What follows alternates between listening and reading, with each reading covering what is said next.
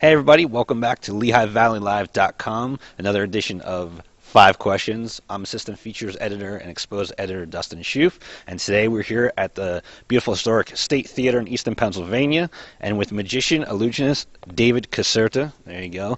So David, tell us a little bit. You've been a frequent performer here at the State Theater doing your show. How'd you get involved with the theater? Well, years ago I used to travel with a haunted illusion show, and I approached the theater and showed them my demo of the show, and I said it'd be a great Halloween, attraction here, and they loved it because they had nothing going on during that season.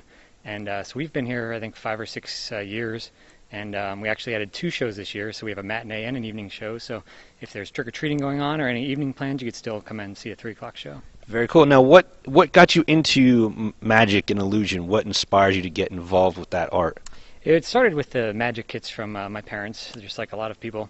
But what I did is, after I learned the simple tricks, I went to a magician in Allentown, and he actually taught me some lessons for about 2 years. And then after that, I just continued on my own and just really had a passion for it my whole life. That's pretty cool. Now, do you remember the first trick you ever learned?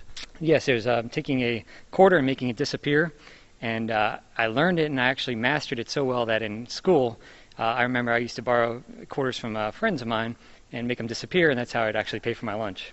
Very cool. What was your favorite trick to perform or illusion? Yes, it's actually in the show. There's several of them. I've tried to create some new stuff in the show so that if you've seen a magician before, you could still come see the show and be wowed that there's some new stuff out there.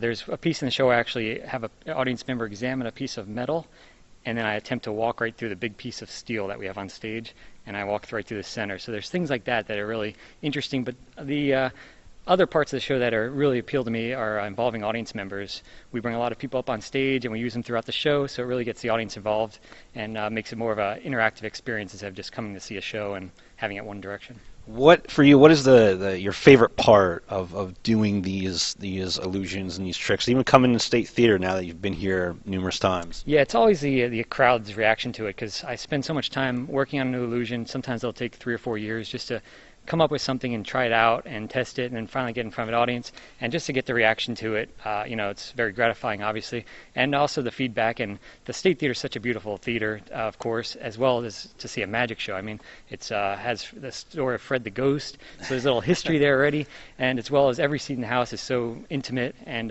right on you. Sometimes we play to 2,000 or 3,000 seat houses, and the back seat is way in the back, and you can't really connect with the audience, but here they're always a great audience, and it's a great seat, like I said. Cool. Now, being that we're here with a magician and illusionist, of course we're going to have to see some tricks, some kind of illusion.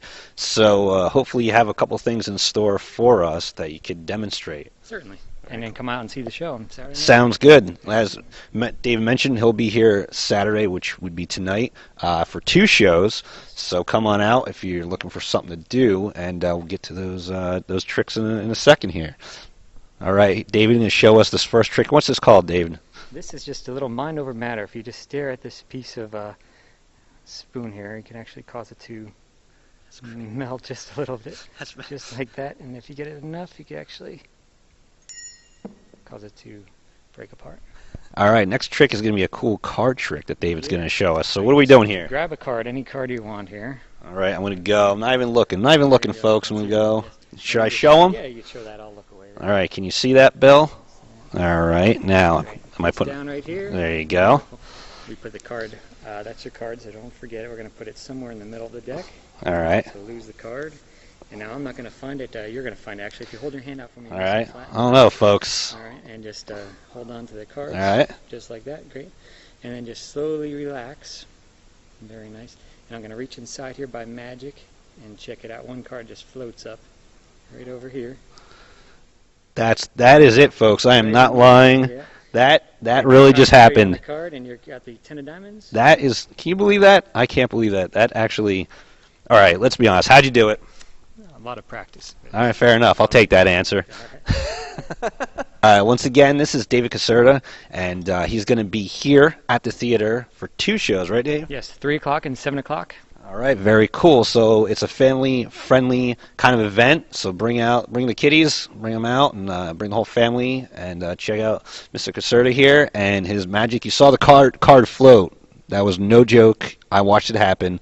I don't know how he did it. I'm going to try and get him to tell me after the camera stopped rolling. Maybe Bill back there can get him to tell. Who knows? But anyway, make sure you come back next week for another exciting edition of 5 Questions here at lehighvalleylive.com.